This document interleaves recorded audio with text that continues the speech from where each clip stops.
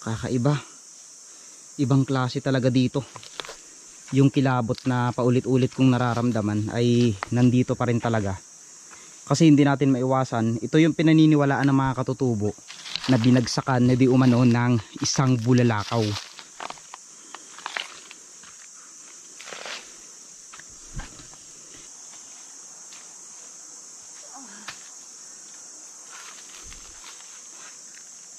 Pero kasi na to creepy. Maraming mga paniniwala, lalo ng mga katutubo dito na nabubuhay pa hanggang sa ngayon. Ayan, ito yung lugar, ito yung area na pansin nyo umiikot naman, 'di ba? So kapag nalubog tayo diyan, ibig sabihin niyan hindi na tayo lulutang, kaya nga lumubog tayo. Dahan-dahan ka lang. Yan sa gilid. Yan. Alright, so bago tayo makarating sa ating pupuntahan ngayon, titignan muna natin dito yung kumukulong tubig. So makikita natin dito yung natural na pagkulo ng tubig noon. Naalala ko noon nung pumunta kami dito, pero ngayon parang humina na siya, pero kumukulo pa rin siya, pero mahina na. Ayun, ito pa rin siya, kumukulo pa rin. So ibig sabihin buhay pa rin siya. Ayun, kumukulo pa rin.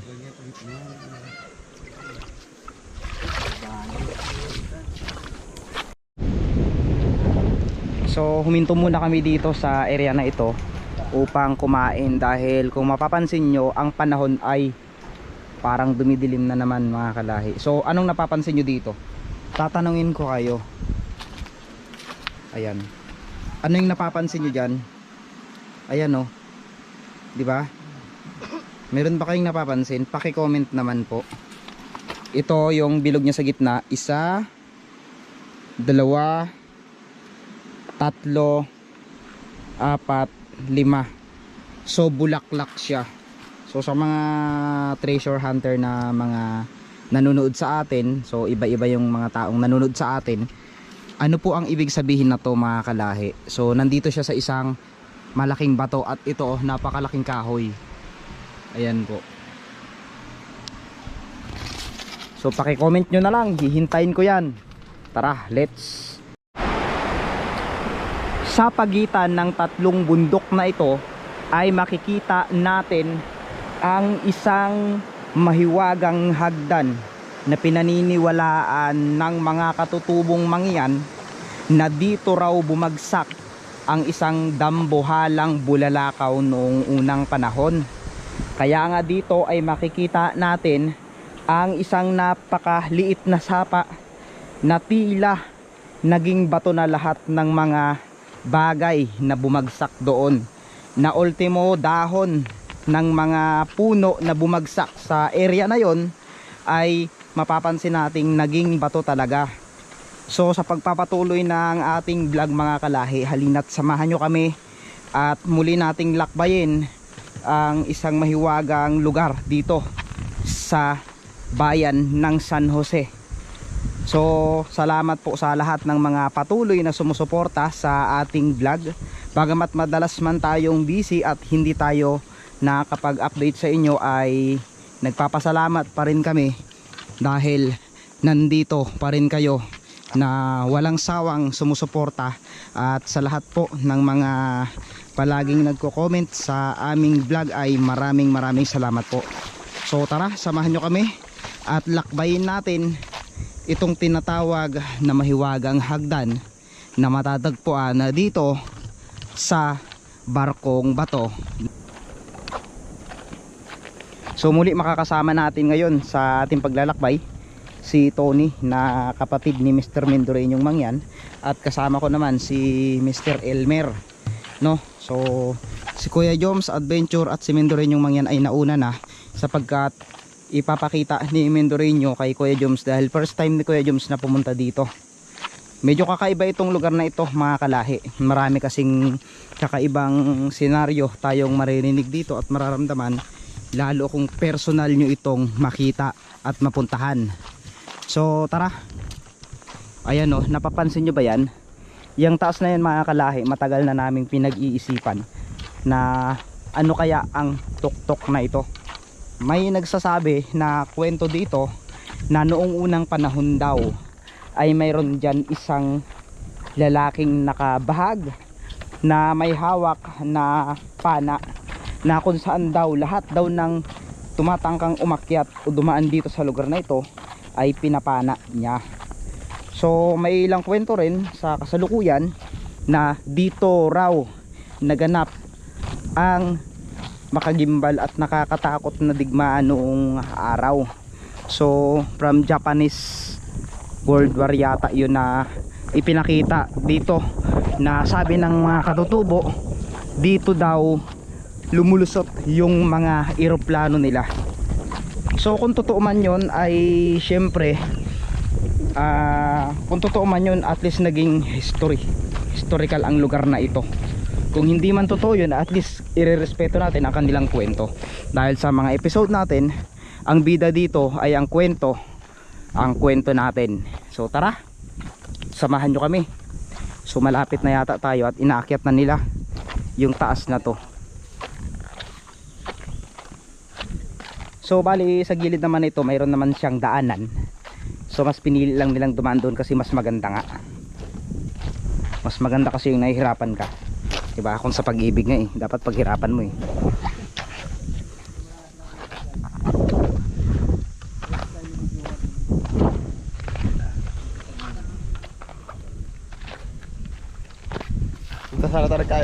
I'm the king of the world. Ganda. Okay. Ang ganda. So ito pa lang yan. Ito yung tinatawag na barkong bato. Yan, kulay blue. Grabe, blong blue. Mga kalahi, tignan nyo. Mayroon daw kuweba dito sa ilalim na to, sabi nila mga kalahi. Wow. Tignan nyo. Kanina napansin namin yung umuusok na yun na mahina pa kanina. Pero ngayon kung mapapansin nyo, sobrang lakas na. Patuloy na siyang lumalakas ngayon. Ayan oh. So iikot ko muna ang camera para makita nyo ang kabuuan ng lugar na ito. Ayan, yung way na to, yan daanan na yan, yan. So dito dumadaan lahat ng mga taga Sitio Balingaso para marating lang nila. Then kapag sobrang lakas naman yung tubig, ay dumadaan sila dito sa kabila. Hindi na sila nakakadaan dito dahil hindi nila kaya. Ayan mga kalahi, patuloy tayo at samahan natin si Kuya Joms sa pagpasok dito. So kakaiba talaga ang lugar na to, no? Maraming mga kababalaghan nga. Bagamat nung unang beses kong pumunta dito ay nakaramdam ako ng kaba. Paulit-ulit talaga kung sinasabi yun, dahil sinasabi ko nga sa inyo na yung lugar kasi na to creepy. Maraming mga paniniwala, lalo ng mga katutubo dito na nabubuhay pa hanggang sa ngayon. Ayan, ito yung lugar, ito yung area na pansin nyo umiikot naman, di ba? So kapag nalubog tayo dyan, ibig sabihin yan hindi na tayo lulutang, kaya nga lumubog tayo. O yan. Tignan mo itong isla na to. Parang kakaiba. Ay, hipon. Hipon ba? Para siya may ulo, tignan mo. Ayun, dahan-dahan ka lang. Yan o, sa gilid.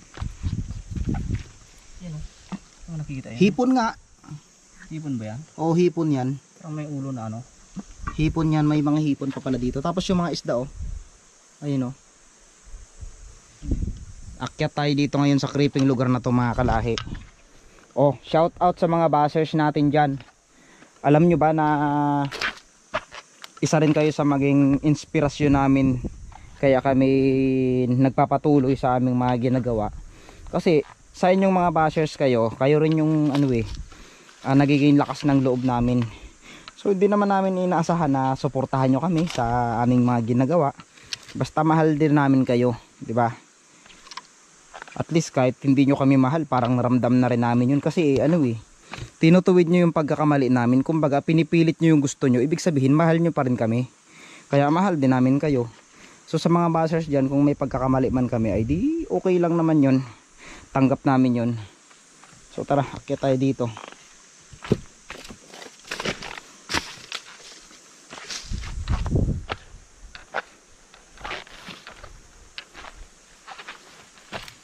Sa taas na sila. Baka dinudumog na sila ng ahas kalabaw doon. Sakit sa hita, no? Sa unang tingin, sa unang bungad natin, napakasimple lang ng mga bato, kulay puti. Pero pagdating natin sa taas, ito yung bubungad sa atin.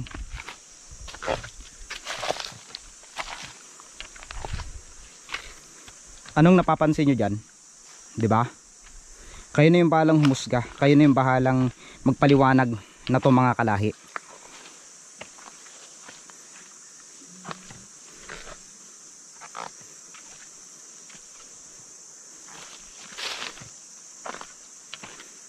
Yan, dito yung nagkalat na barya, pero ngayon wala nang barya.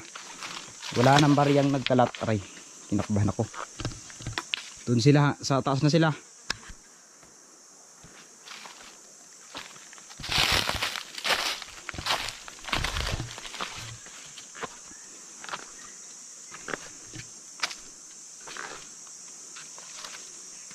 Grabe, tignan nyo to mga kalahi, oh.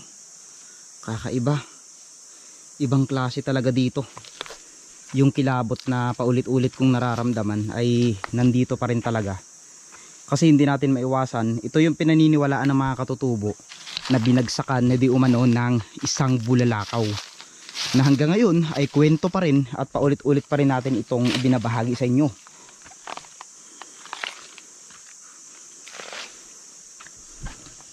Dinruwingan nila ng tao.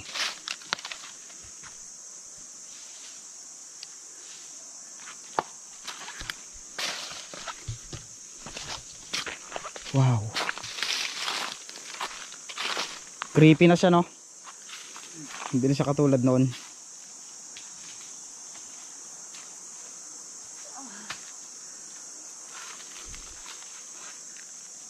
Ayan, no? Sinira-sira na nila.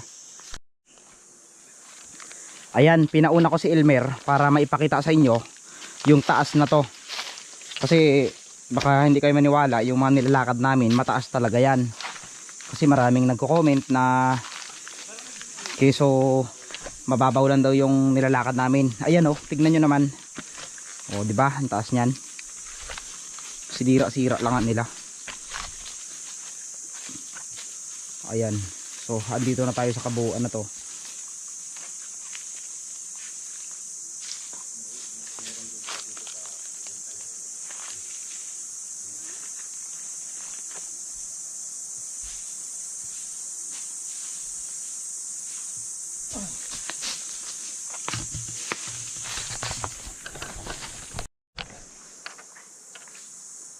Ayan mga kalahi, dahil naipakita na namin sa inyo ang kabuuan ng lugar na ito, ay nagpapasalamat na ako sa inyo, lalo na sa mga sumusuporta sa atin, na mga hindi nagsasawa, patuloy na nagko-comment, nagla-like, nag-share ng ating mga vlog. Maraming salamat po sa inyo. At syempre,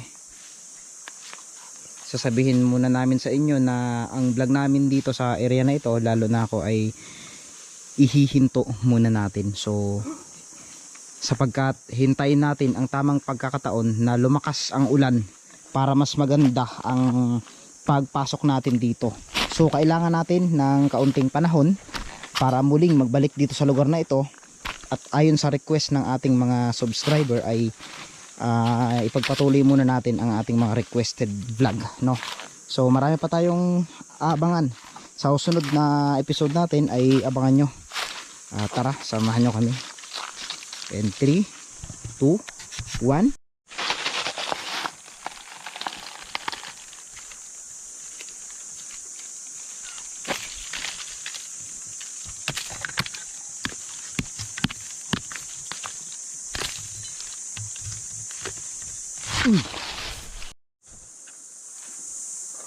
So pauwi na sana tayo. Mayroon tayong nakita dito. Ayan, oh. Ano ito mga kalahi? Look at that. Ayan, oh. Naging bato. Oh, ito. Naging bato rin siya. Aray, ano to? Tignan natin, ano to? Naging bato siya. Ayan po. Ayan, ano to?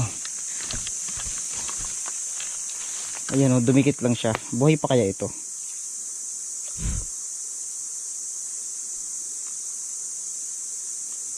Parang patay na siya. Mutya siya na naging bato.